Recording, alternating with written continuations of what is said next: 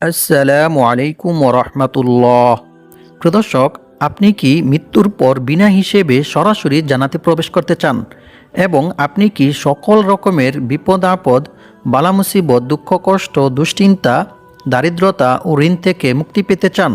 তাহলে আপনি সকাল সন্ধ্যায় এই 10টি দোয়া পাঠ করে আমল করুন।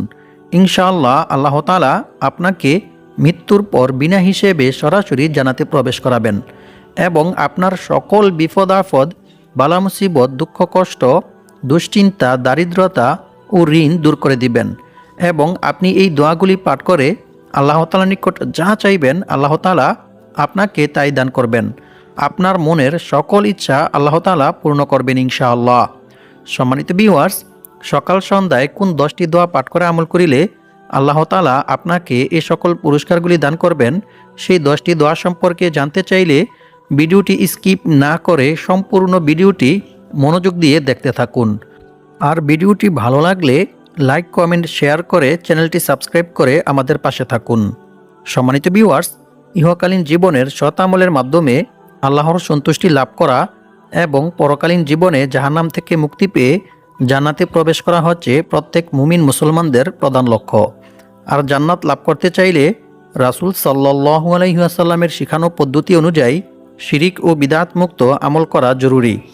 আজকের ভিডিওতে আমি আপনাদেরকে মৃত্যুর পর সরাসরি বিনা হিসেবে জান্নাতে যাওয়ার এরকম কিছু মূল্যবান দোয়া শিখিয়ে দেব, যে দোয়াগুলি পাঠ করে আমল করিলে আল্লাহ তাআলা আপনাকে মৃত্যুর পর বিনা হিসেবে সরাসরি জান্নাতে প্রবেশ করাবেন। সুবহানাল্লাহ। সম্মানিত ভিউয়ার্স, প্রথমে আমরা জান্নাতের কিছু নাজ নেয়ামত সম্পর্কে জেনে নেই। জান্নাতের নেয়ামত সমূহ। জান্নাতবাসীদের জন্য আল্লাহ তাআলা অফুরন্ত নেয়ামত প্রস্তুত করে রেখেছেন। যেমন আল্লাহ তাআলা বলেন, ওয়া ইযা রাআইতা থাম্মা রাআইতা নাঈমান ওয়া মুলকান কাবীরা। অর্থ, আর যখন তুমি সেখানে দেখবে তখন দেখতে পাবে ভোগবিলাসের উপকরণ ও বিশাল রাজ্য। সূরা দাহার আয়াত নং 20। অন্য এক আয়াতে আল্লাহ তাআলা আরও বলেন, ফাআম্মা মান সাকুলাত মাওয়াজিনু ফাহুয়া ফি ঈশাতির রাদিয়াহ ওয়া আম্মা মান খাফফাত মাওয়াজিনু ফাউম্মুহু হাওিয়া। অর্থ, তখন যার নেকির পাল্লা ভারী হবে সে লাভ করবে সন্তোষজনক স্থান, অর্থাৎ জান্নাত। আর যার নেকির পাল্লা হালকা হবে তার অবস্থান হবে জাহান্নাম। নাউজ বিল্লাহি মিন যালিক। সূরাতুল কারিয়া আয়াত নং 6 থেকে 9। সম্মানিত ভিউয়ার্স, আল্লাহ পাক রব্বুল আলামিন তার নেককার বান্দাবান্দীদের জন্য জান্নাত এত সুন্দর করে প্রস্তুত করে রেখেছেন যে যেটা আমরা কল্পনাও করতে পারবো না। কারণ রাসূল সাল্লাল্লাহু আলাইহি ওয়াসাল্লাম বলেছেন, আল্লাহ পাক রব্বুল আলামিন তার নেককার বান্দাবান্দীদের জন্য জান্নাত এত সুন্দর করে প্রস্তুত করে রেখেছেন যা দুনিয়ার কোনো মানুষের দ্বারা কল্পনা করাও সম্ভব না। সুবহানাল্লাহ। সম্মানিত ভিউয়ার্স, নেককার বান্দাবান্দীদের জন্য আল্লাহ তাআলা জান্নাত এত সুন্দর করে প্রস্তুত করে রেখেছেন। আল্লাহু আকবার। সম্মানিত ভিউয়ার্স, দুনিয়াতে অল্প কিছু সময় সুখ শান্তিতে থাকার জন্য আমরা কতই না কষ্ট করি, কতই না পরিশ্রম করি, এমনকি আমরা অনেক অবৈধ পন্থায় টাকা উপার্জন করি দুনিয়াতে অল্প কিছু সময় সুখ শান্তিতে ভালো থাকার জন্য। কিন্তু আল্লাহ পাক রব্বুল আলামিন যে আমাদের জন্য এত সুন্দর জায়গা, সুখ শান্তির জায়গা, অনন্তকাল সুখ শান্তিতে থাকার জায়গা জান্নাত প্রস্তুত করে রেখেছেন, সেই জান্নাতের জন্য কি আমরা কোনো কষ্ট করিতেছি? মনে হয় না। আজকের ভিডিওতে আমি আপনাদেরকে রাসূল সাল্লাল্লাহু আলাইহি ওয়াসাল্লামের শিখানো এরকম কিছু দোয়া শিখিয়ে দেব, যে দোয়াগুলি পাঠ করে আমল করিলে আল্লাহ পাক রব্বুল আলামিন আপনার জন্য জান্নাতের পথকে সহজ করে দিবেন এবং আল্লাহ পাক রব্বুল আলামিন আপনাকে মৃত্যুর পর বিনা হিসেবে সরাসরি জান্নাতে প্রবেশ করাবেন। সুবহানাল্লাহ। সম্মানিত ভিউয়ার্স, আমরা যে পরিমাণ গুনাহের কাজ করি এর হিসেব দিয়ে আমরা কখনোই আল্লাহ তাআলার নিকট থেকে জান্নাত চেয়ে নিতে পারবো না। কারণ আমরা সকলেই জানি আমরা কি পরিমাণ গুনাহের কাজ করি। তাই আজকের ভিডিওতে আমি আপনাদেরকে এরকম কিছু মূল্যবান দোয়া শিখিয়ে দেব, যে দোয়াগুলি পাঠ করে আমল করিলে আল্লাহ তাআলা আপনার জন্য জান্নাতের পথকে সহজ করে দিবেন। সুবহানাল্লাহ। সম্মানিত ভিউয়ার্স, প্রথমে আমরা জান্নাতের কিছু নাজ নেয়ামত সম্পর্কে জেনে নেব। রাসূল সাল্লাল্লাহু আলাইহি ওয়াসাল্লাম বলেন, জান্নাত হচ্ছে চির সুখ শান্তির জায়গা, যেখানে থাকবে না কোনো কষ্ট, কোনো পরিশ্রম, কোনো ক্লান্তি। সেখানে শুধু শান্তি আর শান্তি। সুবহানাল্লাহ। জান্নাতি নেককার বান্দাবান্দীরা জান্নাতের মধ্যে আল্লাহ তাআলার মেহমানের মতো থাকবে। সুবহানাল্লাহ। এমনকি স্বয়ং আল্লাহ তাআলা নিজে জান্নাতি বান্দাবান্দীদের জন্য মেহমানদারির ব্যবস্থা করবেন। আল্লাহু আকবার। সম্মানিত ভিউয়ার্স, জান্নাতের মধ্যে রয়েছে অসংখ্য অগণিত সুন্দর সুন্দর পশু পাখি। জান্নাতি বান্দাবান্দিরা যেটাই খেতে চাইবে সেটাই বুনা হয়ে তাদের সামনে চলে আসবে। আল্লাহু আকবার। সেখানে তাদের কোনো কষ্টই করতে হবে না। এছাড়াও রাসূল সাল্লাল্লাহু আলাইহি ওয়াসাল্লাম বলেছেন, জান্নাতের মধ্যে থাকবে অসংখ্য অগণিত ফল গাছ, আর প্রত্যেকটি ফল গাছের মধ্যে থাকবে বিভিন্ন রকমের ফল। এমনকি প্রত্যেকটি ফলের মধ্যে থাকবে বিভিন্ন রকমের স্বাদ। জান্নাতি বান্দাবান্দিরা যে ফলটাই খেতে চাইবে সে ফলটাই অটোমেটিক তাদের সামনে চলে আসবে। সুবহানাল্লাহ, আল্লাহু আকবার। রাসূল সাল্লাল্লাহু আলাইহি ওয়াসাল্লাম বলেছেন, ফল গাছগুলি এত বড় হবে যে একটি তেজস্ব ঘোড়া 1000 বছর পর্যন্ত দৌড়ালেও সেই ফল গাছের ছায়া অতিক্রম করতে পারবে না। আল্লাহু আকবার। সম্মানিত ভিউয়ার্স, এরকম সুন্দর জায়গা, সুখ শান্তির জায়গা জান্নাত আমরা কে না চাই? সবাই চাই আমরা এরকম সুখ শান্তির জায়গায় থাকার জন্য। তাই আজকের ভিডিওতে আমি আপনাদেরকে যে আমলগুলি শিখিয়ে দেব, আপনারা যদি আল্লাহকে ভালোবেসে থাকেন, রাসূল সাল্লাল্লাহু আলাইহি ওয়াসাল্লামকে ভালোবেসে থাকেন এবং মৃত্যুর পর বিনা হিসেবে সরাসরি জান্নাতে যেতে চান, তাহলে ইনশাআল্লাহ আমি আশা করছি আপনারা সকলেই ভিডিওটি না টেনে সম্পূর্ণ ভিডিওটি মনোযোগ দিয়ে দেখবেন। সম্মানিত ভিউয়ার্স, জান্নাতের মধ্যে জান্নাতি বান্দাবান্দিরা কতক্ষণ সময় পর্যন্ত থাকবে এই সম্পর্কে জানার জন্য সাহাবায়ে কেরামরা রাসূল সাল্লাল্লাহু আলাইহি ওয়াসাল্লামের নিকট প্রশ্ন করলেন, ইয়া রাসূলুল্লাহ সাল্লাল্লাহু আলাইহি ওয়াসাল্লাম, জান্নাতের মধ্যে জান্নাতি বান্দাবান্দিরা কতক্ষণ সময় পর্যন্ত থাকবে?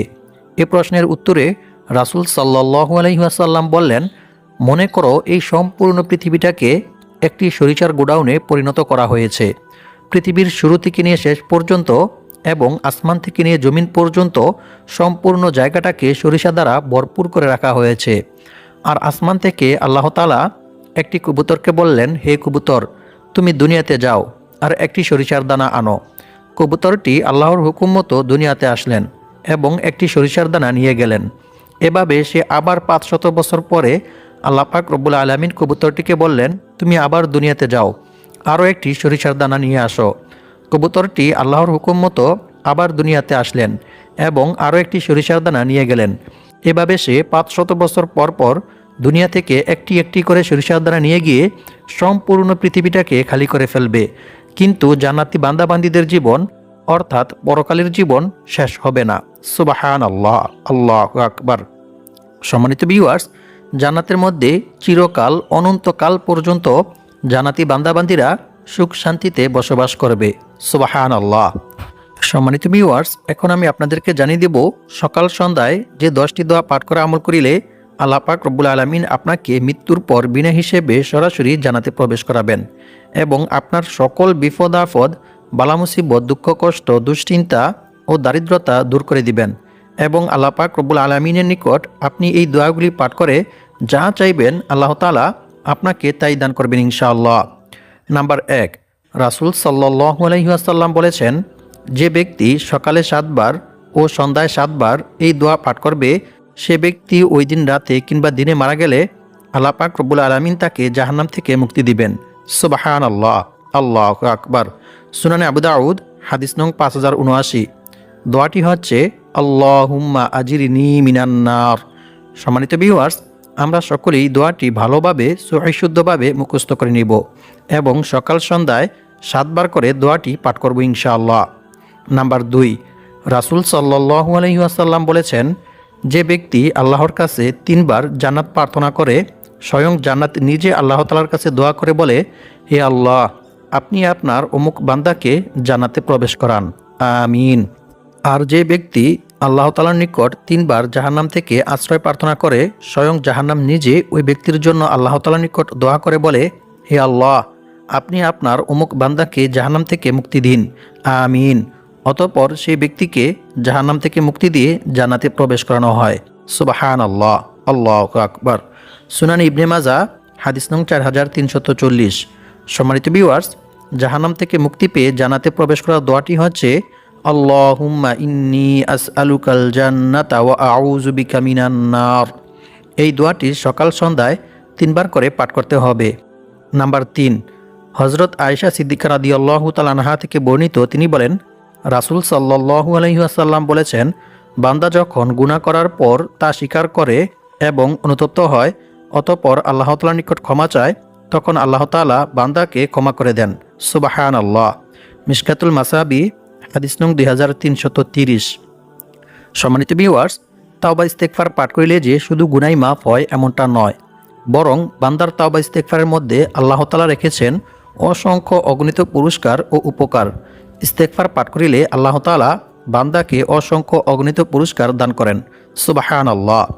আল্লাহ পাক রব্বুল আলামিন বলেন, আর যে ব্যক্তি আল্লাহকে ভয় করবে, আল্লাহ তাআলা তার সমস্ত সমস্যা থেকে উত্তরণের পথ বের করে দিবেন। আর আল্লাহ পাক রব্বুল আলামিন তাকে এমন জায়গা থেকে রিজিক দান করবেন যা সে কল্পনাও করতে পারবে না। অর্থাৎ তার ধারণার বাইরে থেকে গায়বীভাবে আল্লাহ তাআলা তার রিজিকের ব্যবস্থা করে দিবেন। সুবহানাল্লাহ। আর যে ব্যক্তি আল্লাহর উপর ভরসা করবে, তার জন্য তিনিই যথেষ্ট হবেন। নিশ্চয়ই আল্লাহ তাআলা তার সমস্ত ইচ্ছা পূরণ করবেনই। সুবহানাল্লাহ। সূরাতুত তলাক আয়াত নং 2-3। সম্মানিত ভিউয়ার্স, আল্লাহ তাআলাকে ভয় করার সর্বোত্তম মাধ্যম হচ্ছে তাওবা ইস্তেগফার করা, ক্ষমা প্রার্থনা করা। বান্দার দ্বারা ইচ্ছায় কিংবা অনিচ্ছায় কোনো গুনাহ সংঘটিত হয়ে গেলে বান্দা যদি আল্লাহর ভয়ে, আল্লাহর আযাবের ভয়ে আল্লাহ তাআলার নিকট তাওবা ইস্তেগফার করে, ক্ষমা প্রার্থনা করে, তাহলে আল্লাহ তাআলা অনেক খুশি হন এবং আল্লাহ তাআলা বান্দার প্রতি খুশি হয়ে বান্দাকে অসংখ্য অগণিত পুরস্কার দান করেন। সুবহানাল্লাহ। আল্লাহর রাসূল সাল্লাল্লাহু আলাইহি ওয়াসাল্লাম বলেন, মরুভূমিতে হারিয়ে যাওয়া উট খুঁজে পেয়ে উটের মালিক যতটা খুশি হয়, যখন কোনো গুনাহগার বান্দা আল্লাহ তাআলার নিকট তাওবা ইস্তেগফার করে, ক্ষমা প্রার্থনা করে, তখন আল্লাহ তাআলা এর চাইতেও অনেক অনেক বেশি খুশি হন। সুবহানাল্লাহ। আল্লাহ তাআলা বান্দার প্রতি খুশি হয়ে বান্দাকে অসংখ্য অগণিত পুরস্কার দান করেন। রাসূল সাল্লাল্লাহু আলাইহি ওয়াসাল্লাম বলেছেন, যে ব্যক্তি বেশি বেশি তাওবা ইস্তেগফার পাঠ করবে, আল্লাহ তাআলা তার সমস্ত সমস্যা থেকে উত্তরণের পথ বের করে দিবেন। তার সমস্ত বিপদ আপদ, বালা মুসিবত, দুঃখ কষ্ট, দুশ্চিন্তা ও দারিদ্রতা দূর করে দিবেন এবং আল্লাহ পাক রব্বুল আলামিন তাকে এমন জায়গা থেকে রিজিক দান করবেন যা সে কল্পনাও করতে পারবে না। সুবহানাল্লাহ। আল্লাহু আকবার। অর্থাৎ অকল্পনীয় উৎস থেকে গায়বীভাবে আল্লাহ তাআলা তার রিজিকের ব্যবস্থা করে দিবেন। সুবহানাল্লাহ। সম্মানিত ভিউয়ার্স, এখন আমি আপনাদেরকে এরকম দুইটি ইস্তেগফার সম্পর্কে জানিয়ে দেব, যে দুইটি ইস্তেগফার পাঠ করিলে আল্লাহ তাআলা আপনার জীবনের সকল গুনাহ ক্ষমা করে দিবেন এবং আপনার সকল বিপদ আপদ, বালা মুসিবত, দুঃখ কষ্ট, দুশ্চিন্তা ও দারিদ্রতা দূর করে দিবেন এবং আল্লাহ পাক রব্বুল আলামিন আপনাকে গায়বীভাবে অনেক টাকা পয়সা, ধন সম্পদ দিয়ে সাহায্য করবেন। ইস্তেগফার দুইটির মধ্য থেকে প্রথমটি হচ্ছে, আল্লাহুম্মা গফিরলি যামবি ওয়া ওয়াসি'লি ফি দারি ওয়া বারিকলি ফি রিজকি। এই ইস্তেগফারটি পাঠ করিলে আল্লাহ তাআলা আপনার সকল বিপদ আপদ, বালা মুসিবত, দুঃখ কষ্ট, দুশ্চিন্তা, দারিদ্রতা দূর করে দিবেন। আরেকটি হচ্ছে, লা হাওলা ওয়ালা কুওয়াতা ইল্লা বিল্লাহ। এই ইস্তেগফারটি পাঠ করিলে আল্লাহ তাআলা আপনাকে গায়বীভাবে অনেক টাকা পয়সা, ধন সম্পদ দিয়ে সাহায্য করবেন। সুবহানাল্লাহ। এছাড়াও আরও একটি ইস্তেগফার রয়েছে, সেই ইস্তেগফারটি পাঠ করিলে আল্লাহ তাআলা আপনার জীবনের সকল গুনাহ ক্ষমা করে দিবেন। সুবহানাল্লাহ। যদিও তা সমুদ্রের ফেনারাশি পরিমাণ হয়ে থাকে। ইস্তেগফারটি হচ্ছে, আস্তাগফিরুল্লাহাল আযীম আল্লাযী লা ইলাহা ইল্লা হুয়াল হাইয়ুল কাইয়্যুম ওয়া আতুবু ইলাইহি। সম্মানিত ভিউয়ার্স, এই ইস্তেগফারটি রাতে ঘুমানোর পূর্বে 3 বার পাঠ করতে হবে। নাম্বার 4, রাসূল সাল্লাল্লাহু আলাইহি ওয়াসাল্লাম বলেছেন, যে ব্যক্তি সকালে 3 বার এবং বিকেলে 3 বার এই দোয়াটি পাঠ করবে, তাকে আর কোনো কিছুই কোনো প্রকার ক্ষতি করতে পারবে না। সুবহানাল্লাহ। দোয়াটি হচ্ছে, বিসমিল্লাহিল্লাযী লা ইয়াদুররু মা ইসমিহি শাইউন ফিল আরদি ওয়ালা ফিস সামাই ওয়া হুয়াস সামিউল আলিম। সুনানে আবু দাউদ হাদিস নং 5088।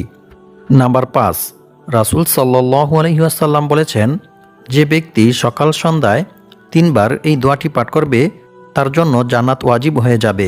সুবহানাল্লাহ। অপর এক হাদিসে বলা হয়েছে, রাসূল সাল্লাল্লাহু আলাইহি ওয়াসাল্লাম বলেছেন, যে ব্যক্তি সকাল সন্ধ্যায় 3 বার এই দোয়াটি পাঠ করবে, কিয়ামতের দিন আল্লাহ তাআলা তার নেকি বৃদ্ধির মাধ্যমে তাকে সন্তুষ্ট করবেন। সুবহানাল্লাহ। আল্লাহু আকবার।